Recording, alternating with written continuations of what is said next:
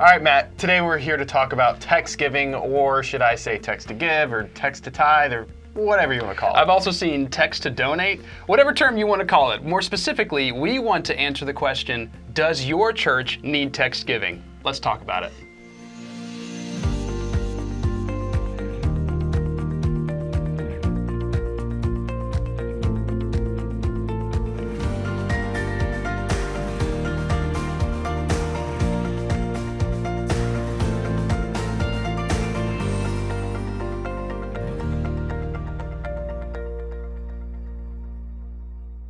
Matt. Yes. What is text to give? Well, it's where you donate to your church through a text message on your phone. That's right? Pretty much self-explanatory. I mean, I don't know any other way to say it. But there are two types of text to give. This is something I didn't know until recently as I dove into all this. So I found this article that I think does a phenomenal job of explaining text giving. And it talks about two types of text giving. We have bill to carrier text donations. Okay. Now, this is the kind of text donation, Haiti, the Red Cross, all that stuff that happened. Back in 2010, right? This was that type of text to give in which when someone donates via text, then what happens is it goes to that organization, and that organization gets paid by the cell phone carrier. Oh. And the cell phone carrier then charges that person. The customer, okay. Correct. And so what has to happen is first the cell phone carrier charges the customer pays the cell phone carrier, then eventually that company that you text to give to They have to gets process paid. a lot of bills, especially if it's a really big fundraiser that's very successful, like that Red Cross fundraiser for Haiti back in 2010 that raised almost $500 million.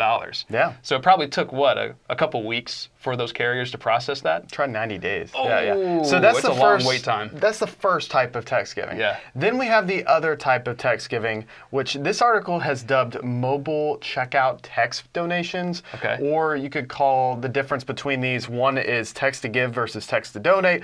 I don't know, it's really confusing. All you need to know is the first way is whenever your carriers are billed. And then the next way is when you go through a platform in which you text donate to someone. So like I've got a screenshot here. You text donate to a number, whatever that number is, and then it sends you back a text message with a form to go to or a link. Right. And then you click that link and then it takes you out of it onto the website to start that process To that again. donation portal. Correct. Okay. And that is the most popular way that we see with text giving right now. Well, probably because it's way faster. I mean, if you're having to wait 90 days for the carrier to process a donation and give it to you, a lot of nonprofits probably don't want to wait 90 days to get their money.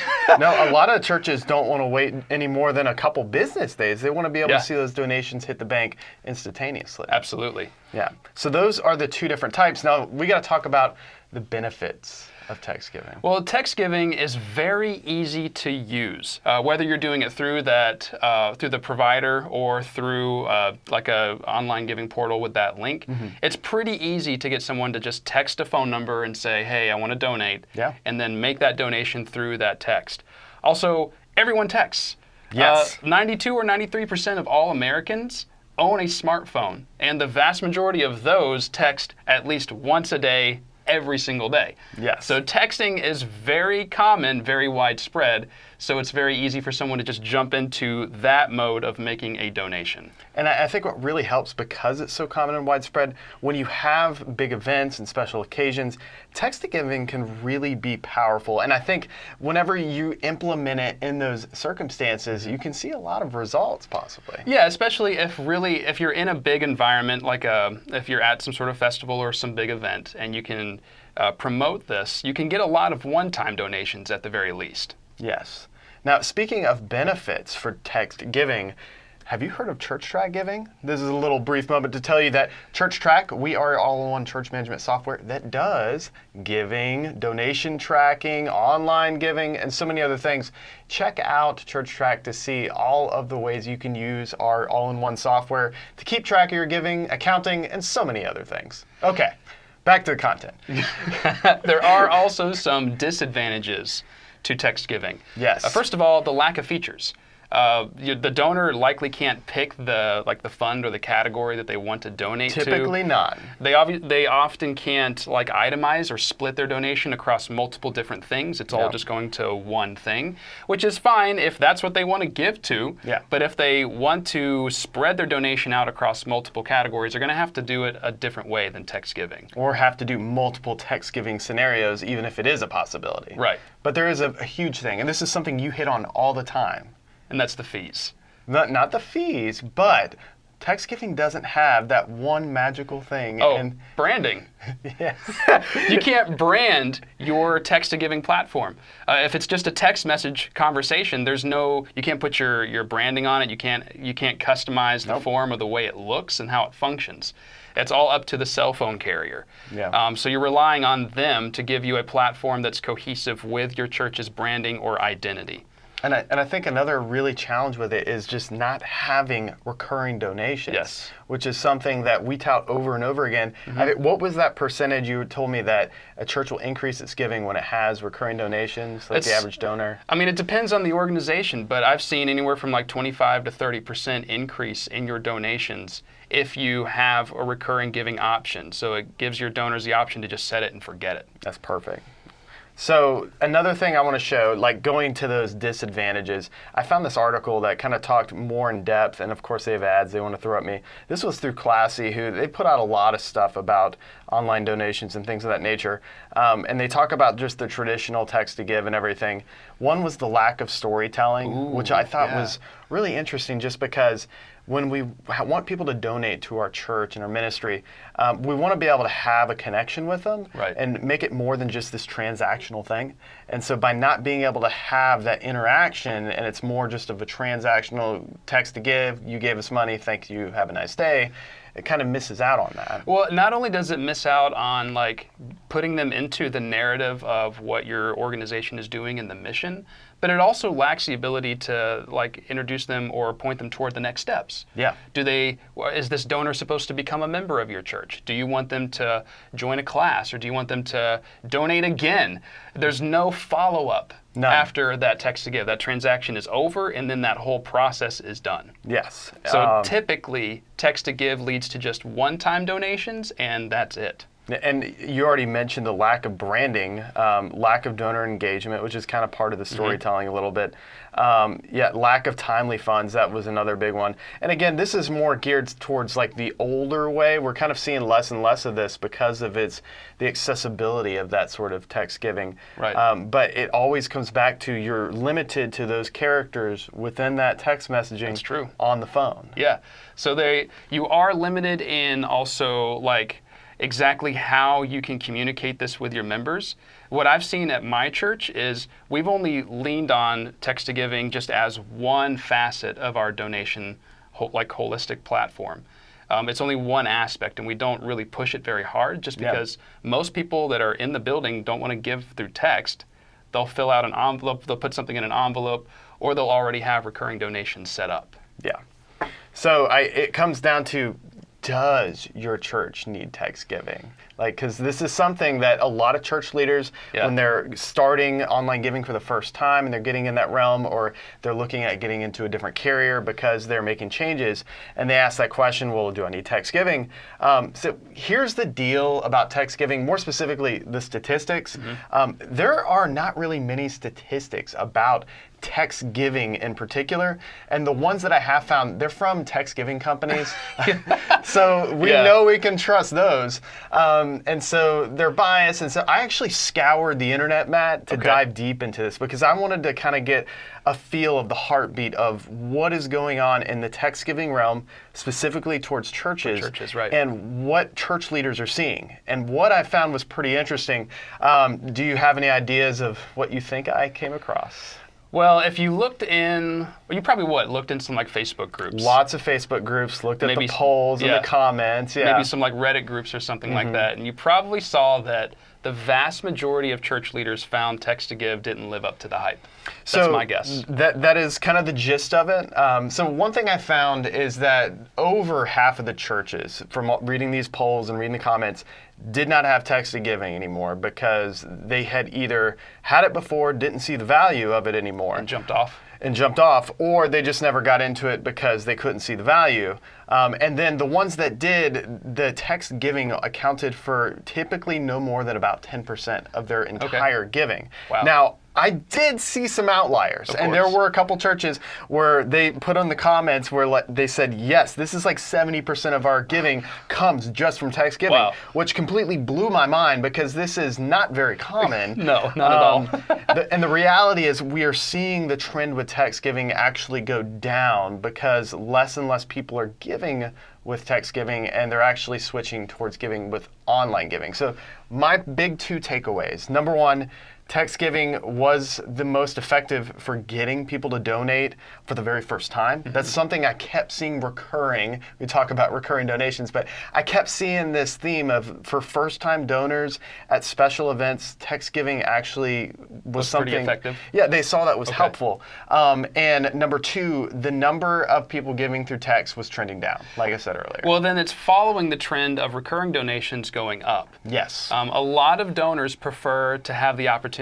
to set up recurring donations. In fact, everywhere you look, no matter what study I have come across, every platform is confirming that more and more people are giving online, and more of those people prefer the option to set up recurring donations because a lot of people like to just set it and forget it. Plus, recurring donations makes it easier to budget because you know exactly how much is coming out and when it's coming out. Yeah.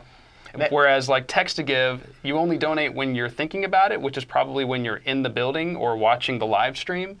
And you can't prepare yourself for that. You're just moved by the Spirit, so you make that donation, and that's it. And there are a lot, I mean, we had this conversation just a few minutes ago about your church and a lot of churches like yours where you see a lot more of giving happen in person compared to other churches where a lot more giving is happening all throughout the week, not just on Sunday morning. Right.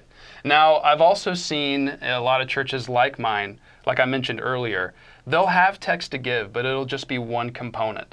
At my church, we promote just donating in person because that's where most of our people are. They're in the building. And so they'll drop off the envelope or the cash in the envelope or something like that. We also offer online giving, and even our text to give is really just like you mentioned, a link that takes them to that online giving portal anyway. Yeah.